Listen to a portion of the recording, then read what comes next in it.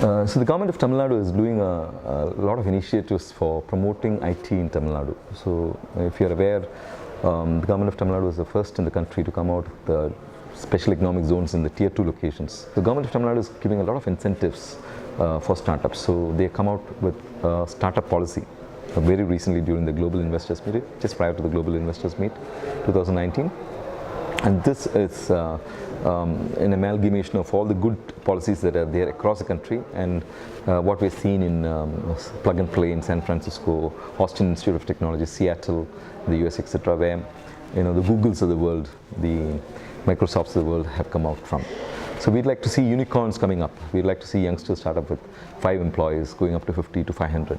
So this is something which we see as a employment enhancing opportunity that youngsters are creating, and government has realized that there is a possibility of supporting them through incentives, funding, etc. So that's one. So startup policy. The other area is Tamil Nadu is one of the second best in terms of electronics hardware manufacturing after Noida. So we'd like to give a step up to that, and we are coming out. The IT department is coming out with what's called the electronics hardware manufacturing policy, and luckily the government of India has also come out with the electronics hardware manufacturing ESDM policy. We are trying to align with that policy. I think shortly the electronics manufacturing hardware manufacturing policy will be up, and this we expect to kind of help industries, especially ancillary industries for the aerospace sector, for the automotive sector, because the car of today is not the car of yesterday. Today the car has more electronic parts, right? And so all those electronics needs to be manufactured. So which means again startups and youngsters, entrepreneurs coming up.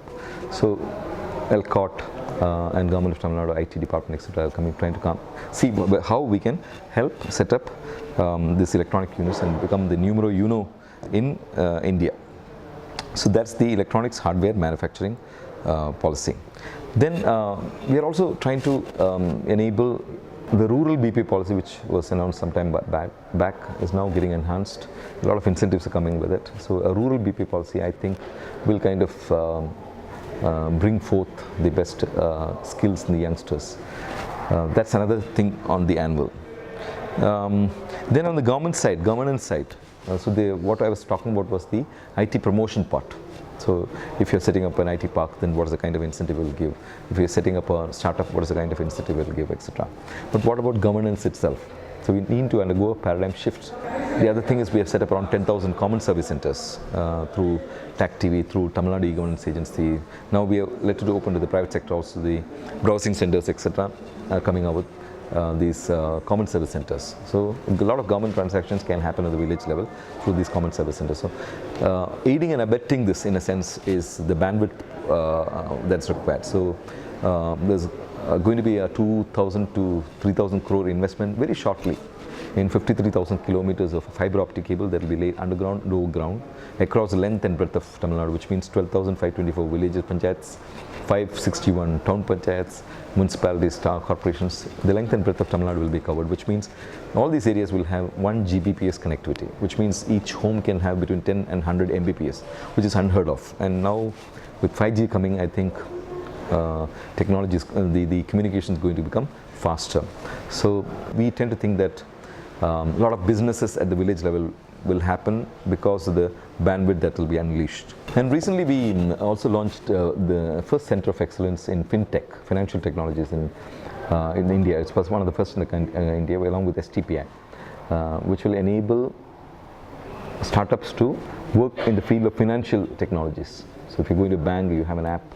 You don't need to go to a bank, you can transact using the app. The app can be much better. You can use artificial intelligence, you can use machine learning, you can use blockchain. So all the latest emerging technologies can be used.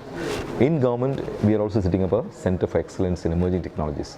We managed to bring some of the best minds in blockchain, AL, ML, AR, VR, analytics, cloud, etc. into our Tamil Nadu E-Governance Agency, where we expect different departments to post governmental issues for these startups and these 8 to 10 experts to solve. those problems using technology. So government is in a sense not far behind the private sector in using these emerging technologies. We think that this will have a multiplier effect in terms of governance. So when a lot of technology is into and it's already happening. A lot of technology. We need to be very careful with the technology part and the potential of technology being misused. So we need to have safe databases. We need to have safe networks, etc. So we are investing quite a lot of money in cyber security. So we're setting up a cyber security architecture TN, CSA TN. We released just 23 crores recently to CDAC and ELCOT to come out with this architecture, which will culminate in what's called a CERT TN. We have a CERT in India, Delhi. We'll have a CERT TN, which is a Computer Emergency Response Team, which means if a computer is about to be hacked or is hacked or there's a malware coming out in a particular village panchayat or a computer in a taluk, we'll get to know in that next second. We will alert the officers there. So that's a kind of response, a cyber security umbrella that we're coming up with. We hope that this will be established by December 2019.